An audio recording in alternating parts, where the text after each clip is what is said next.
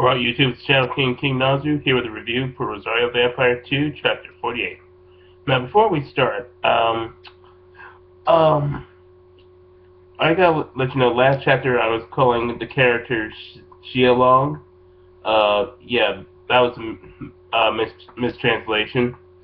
The character's actual name is Cylong, so I'll be referring to that character from now on.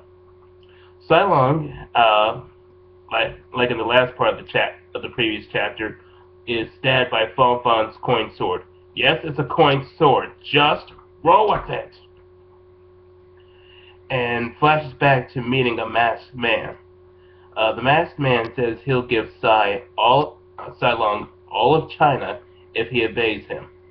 But if he betrays him, he uses a mangled corpse as an example that was in a briefcase.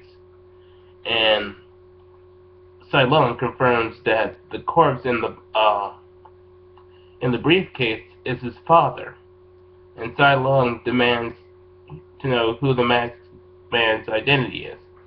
The masked man says that he is the masked king, and he is the one that began the Miu family and fairy tale, and plans to rule the world.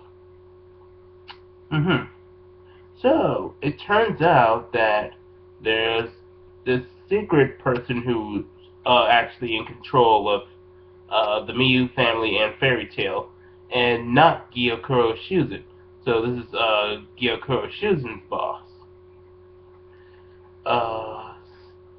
Now I bet there are some of you who are thinking, hey, they just brought up this villain late into the game, and we don't even know who this guy is, where he came from. This probably might be the next Kaguya thing, like from Naruto. Hold on. This guy has a secret identity. We don't know. For all we know, this might be a person that we have already met. So let's just wait before we say this is the next Kaguya thing. Anyway, we cut back to the present where Rodier tries to tend to Cylon's wounds, while Cylon compliments how Fong Fong and Yukri are a perfect pair, just like Fong Fong's parents, and he accepts his defeat with grace.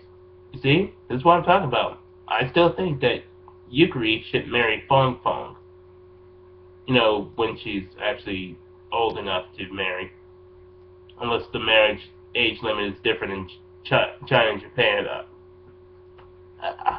Semantics.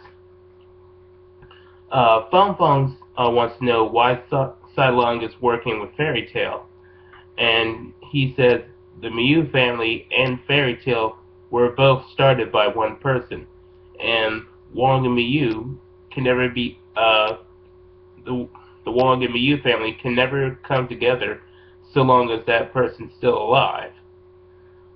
Cylon says that he's nothing but a front man. Hey, at least you have more dignity than Trevor from Iron Man 3. And he's a true failure in leading, since he both broke his oath to Fong Fong, and he has no real power. Fong Fong doesn't care that Cylon is just a figurehead, and he's just glad that Cylon doesn't actually hate him, and says that if they pull together, they can be a great force, comparing it to like a stream of waters creating a river. And he said that he learned this from the newspaper club. Fong Fong offers a hand in friendship, and Cylon accepts, but a shadowy figure says that this is impossible since they will be slain. The figure is a shade in samurai armor, who is named Yuki Gairen, and he is the 6th Division leader. Cylon then tries shooting at Yuki when he threatens to kill Cylon in the same manner that his father was killed, but Yuki melts the pillars before the bullets can arrive at him, and causes the room to collapse. And then we cut to Gyokuro Shuzen speaking with the Masked King, who confirms he he had planned this whole time to betray both the Miu family and the Wang family, and thus have sole control over China. The Masked King warns Gyokuro Shuzan not to fail him, or she'll meet a similar fate. And she's nonchalantly saying, "Oh, I understand. It's cool." And Skune and the others sense that Yukari and Fong Fong got caught in the collapse. And that's the end of the chapter. It's rather brief, but still interesting nonetheless. We got to see that there's actually a secret leader within Fairy Tail Group. We're not entirely sure if everybody knows about the Masked King, or if it's only high individuals. Uh, and this Masked King is probably extremely powerful, and we know so very little about him.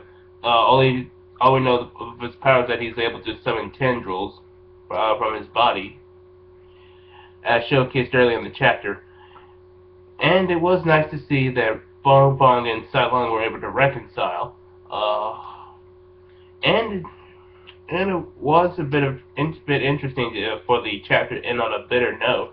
Well, not bitter note, bittersweet note, uh, which these chapters sometimes do to create suspense and spice things up. So next time we'll check out for chapter 49.